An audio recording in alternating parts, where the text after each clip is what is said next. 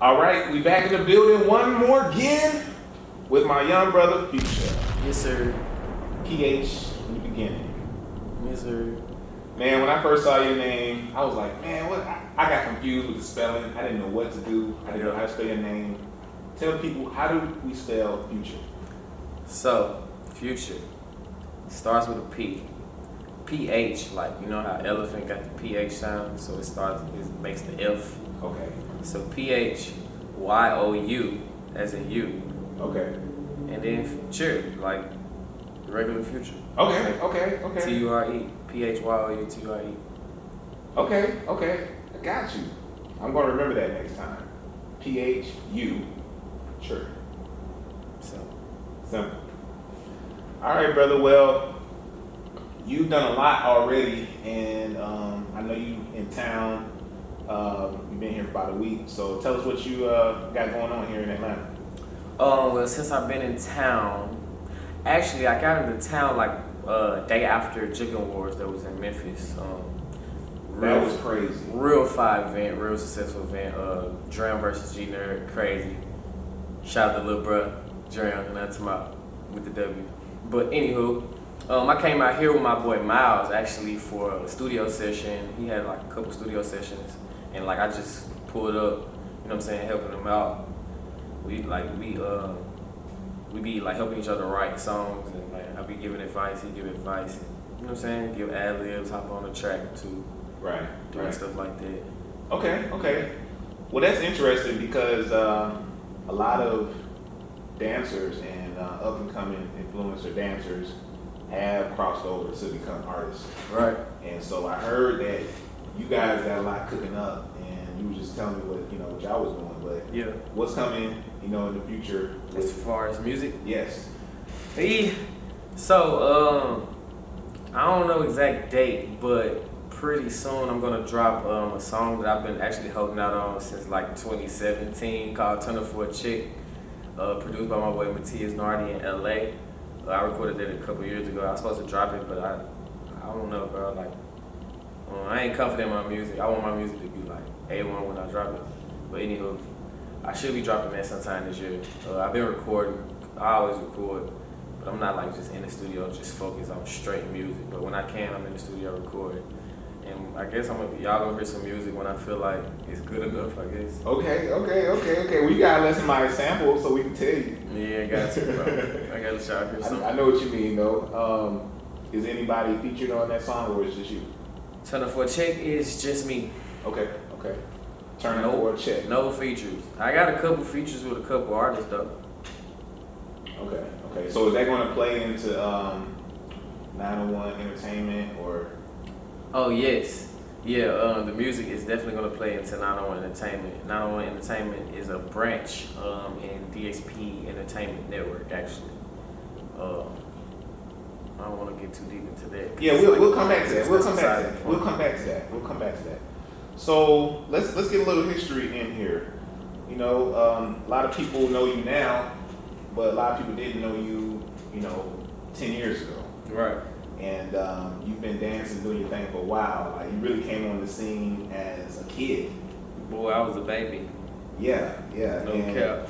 I remember when you first came out, and I was like, man, who is this little dude? He's cold. And they was calling you like Baby G Nerd or something like that. Yeah. Folks used to call me Baby G Nerd. Everybody said I used to dance like everybody. I don't know. It was crazy. So how old was you when you first started dancing? When I always been a dancer, so I probably was dancing. But I came out the womb busting moves, dude. Oh, okay. No, I was just playing. Get away. But I've been dancing, bro. I used to be sliding on my forehead in parties and all type of stuff. When I was a kid. Wait. Sliding on your forehead? Bro, like when I was a kid, I ain't gonna cap. No cap. I had lost a bit of my hair at the front because I used to slide on my forehead so much. Like, there used to be something I practiced. Like, I used to do that junk. Like, no hat, no nothing. I'm probably like 8, 9 years old. What was you watching? Breakdancing or something? Bruh, I don't even know. I think, what movie was that? Stump the Yard or something when he slid on his forehead. Oh, yeah. One of them movies. Trying to be You Got Served, stupid. Uh-huh. You know what I'm saying? Gunny. Okay. So you got a scuff mark on your forehead. That's where that came from. For sure. Boy, I had some hair lossage. But yeah, I started dancing at 8, 9. I got introduced to Jookin around 10, late 10, early 11 years old stage type situation. So who first introduced you to Jookin? My brother introduced me to Jookin. This man forced me to juke, really. For those who don't know, JR. Oh, my brother? Yeah. He's JR901. You can look him up. He's popular for roasting. Some of you call it roasting. We call it chicken. We call it fire your ass up, you know what I'm saying? But yeah, we're fire y'all. It's hilarious, man, because I mean, we used to call it Joning way back. Oh yeah, that too. I heard that. People be saying Joning. Yeah. Joan. Yeah. Like roast or whatever. We be like, yeah, we get each other that cool. But yeah, shout out to Big Bruh. Dude crazy. He funny. He juke too. He make music. Drop his Instagram for us so we can catch it. At JR.901. I mean, at JR901. I don't think it's a dot, but it might be a dot. Either one, y'all can find it. But he the man with the plan. He the one who introduced me to Jookin. He first started showing me videos of DP, actually. DP the GOAT, the legend. What else? Well, okay, so he showed you the stuff, but you told me before when we was talking, it was more like he really pushed you into the game. So before pushing me into the game, he introduced me to it. Like, he was showing me the style. He was just showing me the videos. And I really was a kid. I was 11, 10. I wasn't really interested. I was just like, okay, they moving their feet, they doing moves. Right. But like, I was a dancer, but I really didn't understand the style. Just what it was. So it was just like, after him, I guess he fell in love with it so much that it was just like, he saw the opportunity for me to become great at it. So I guess he just saw like a chance, like, bro, you have to do it. Like, you gotta be the one that juke. Like, you know what I'm saying? Nobody started juking at my age. So he like, bro, you gonna be the best, bro, if you start juking now. Like,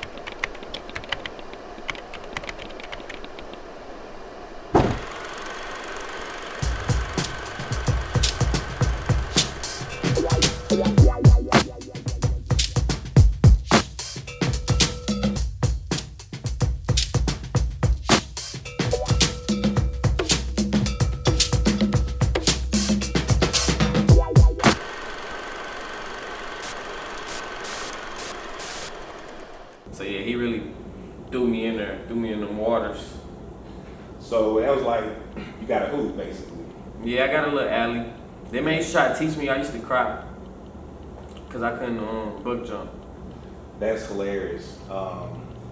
Because the first time I saw you, I thought you was really good for your age, and I never saw you not look good on YouTube. To be honest, who were some of your like idols, or who were the people you looked up to once you kind of got into the game? Who were some of the names back in those days that was at the top of the game? Who was at the top of the game around that time? You had G-Nerd, you had G-Child, you had Lil Buck, who was doing his thing out of town. He had already left Memphis. You had Ladia doing her thing. You had Shantae and Black. They were a couple. You had a girl and Mel doing their thing. You know what I'm saying? You had bro, it was so many groups. It was too many people to be inspired by. You had the OGs, you had N-Dot, you had all the vets, bro. You had legends, real legends. There's so many names. I don't even know how many names to name of who was on top of the top back then. Right. Yeah, it was like that. Like when I came into the game, the vets were at their prime. Like that was the stage to come into Jookin. Like, right. Bro, crazy era. Yeah, it has evolved a lot. Yeah, it's a whole different situation now. Yeah, it has evolved a lot. It's just based on the times, we had different technology. Everybody, at first it was really incubated for a long time. Yeah, only in Memphis. Right. And now it's like the world has access to Jookin, right? Okay. And now it's like Jookin incorporates everything into it. So whatever's going on, somebody who's Jookin is gonna be able to incorporate a trend dance into Right. Jookin. And now all the trend dancers are incorporating Jookin into their acts. So how do you feel about that? Because it was a time when it was like a real standoff between some of the Jookin heads and not wanting trend dancers to take their moves. Yeah, I kind of played a major role into why Memphis didn't like trend dancers. Or like, I guess I played a major role into trend dancing becoming a crossover to Jookin, I guess. Cause it's just like, I don't know where to kind of start right there with it. Where should I start right there with it? Well, like I said, it was just like a group of guys on the Memphis Jookin side, because Memphis people are very protective of Memphis Jookin. Right. And that has always been the case. So, okay, boom. So, boom, like you just said, Memphis people are very protective of the culture and whatever. So, me being young me, bro, the most popular people of the trend world, of the trend dance world at that time was the crew. Consisted of Meechie, Toosi, who now known as Toosi, his name was the real Young Coin at that time. Hotspot, it was Cinco, a couple more people. Then you had like We Are Tunes, who made the Nene song. You had them at that time, who was like on top in Atlanta. Right. And at this time, all of them were, I don't want to sound arrogant when I say this, they were watching me. They probably was watching everybody, but they were watching me also. And I was kind of the main person that was Hitting Them Folks and Jookin on Instagram, you know what I'm saying, and the young face, you know what I'm saying. So it was kind of like, not kind of like, they was hitting me up, they used to be reposting me all the time. And me and JR actually in 2016 went out there, came out here to Atlanta and linked up with Meechie and Toosi. Okay. Yeah, and that made a lot of people mad at Memphis. It made a big uproar. It made a whole shift in Jookin culture and trend culture and dance world, period. Yeah, that made it was crazy. That's crazy. Yeah, that was a major time. That was a major transformation. And it's to the point now where everybody got some kind of Jookin footwork in the dance. Yeah, everybody's trying to Jook now. Yeah. At first it was like, so this was my reasoning for coming out here, because everyone was looking up to the crew and like Toosi and Hotspot, and they were watching Memphis Jookin but not actually knowing how to do it. So they was just like making it their own way, like they mixing it with the trend and just doing it as a 4-count and like, but it was throwing off a lot. Hitting that kickstand, bro. Hitting that back kickstand after every 4-count. Oh God. Had the whole Instagram world doing that, you know what I'm saying? Still to this day, some people do that actually. Yeah. Had them doing that, so it was like, y'all watching me, I mess with y'all, like I see the influence y'all got, you know what I'm saying? Y'all lit, you know what I'm saying? I want to come out there and actually show y'all how to get this shit for real, like I want to link so we can really get right.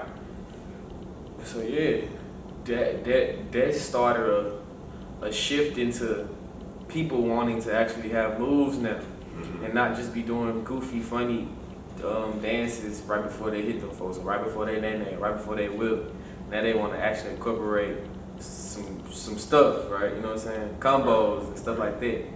And now they want to incorporate musicality and, you know, backbeats and ad-libs, you know what I'm saying? There wasn't people thinking like that before we linked up with them, really. It wasn't too many people on the ground hitting a lot of ad-libs. The way people dance now, the way people listen to music now, it's a whole different, yeah, it's crazy. It's fire.